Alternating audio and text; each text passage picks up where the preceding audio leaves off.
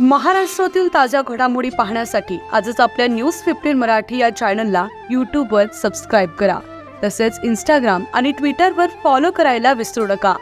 News 15 Marathi, आवाज जनसामान्यांचा. सिरेगाव बांधतला परिसरात मकर संक्रांत निमित्त यात्रेचं आयोजन. दिनांक 14 जानेवारीला मकर संक्रांतीचं औचित्य साधून सिरेगाव बांधतला परिसरात मागील 3 वर्षांपासून यात्रेचं आयोजन केलं जातं. त्याचप्रमाणे यावर्षी सुद्धा यात्रेचं आयोजन करण्यात आलं असून यात्रेनिमित्तानं दिवसा सांस्कृतिक कार्यक्रम, कीर्तन तर सायंकाळी महाप्रसादाचं आयोजन करण्यात आलं. या यात्रेला सिरेगाव बांध परिसरातील बोरटोला, सावरटोला, व्ह्यू खिडकी, नवेगाव बांध, पिंपळगाव आदी परिसरातील भाविक हजेरी लावतात. भाविक भक्तांची गैरसोय होऊ नये म्हणून सिरेगाव बांध ग्रामपंचायत मार्फत विशेष काळजी घेतली जाते. या ठिकाणी जय गंगेझरी तीर्थस्थळ व पर्यटन स्थळ मित्रमंडळ सिरेगाव बांध, टोला सिरेगाव, भिवखिडकी, सावरटोला, बोरटोला, मुंगली, बागटी, सोमलपूर, गुडरी, केसळवाडा आणि आजूबाजूचे इतर गावं यांच्या संयुक्त विद्यमानं गेले 3 वर्ष झाले या ठिकाणी एक गंगेझरी यात्रा म्हणून भरविण्यात येते. आणि या ठिकाणी पुरातन काळापासून आज 350 वर्षापासून श्री हनुमानजीचं मंदिर आहे, एक भोराजीचं मंदिर आहे आणि एक आण्या देवाचं मंदिर आहे.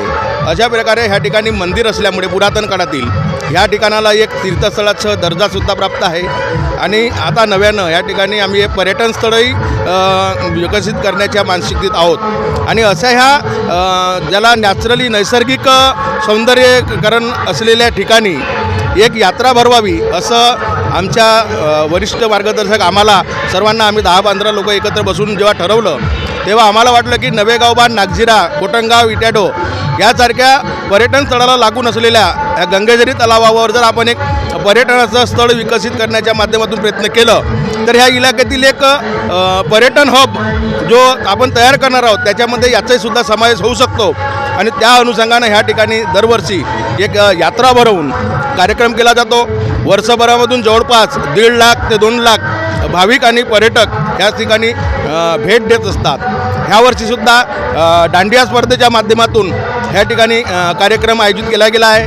त्यामध्ये आमच्या क्षेत्राचे आमदार साहेब, माजी आमदार साहेब, क्षेत्राचे तहसीलदार साहेब, ठाणेदार साहेब, RFO साहेब, पाटबंधारे विभागाचे उपअभियंते साहेब ह्या सगळ्या प्रमुख अधिकाऱ्यांना आणि पदाधिकाऱ्यांना ह्या ठिकाणी आमंत्रित करून त्यांना या स्थळाची महती आणि माहिती सांगितण्यात आलेली आहे.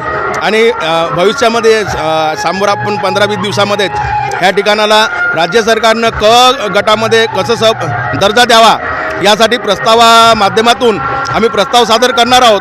आणि ह्या ठिकाणाला क दर्जा, पर्यटनाचा क दर्जा मिळाला पाहिजे यासाठी मित्रमंडळ आणि आजूबाजूच्या गावातील ग्रामपंचायतीच्या माध्यमातून प्रयत्न केले जाणार आहेत.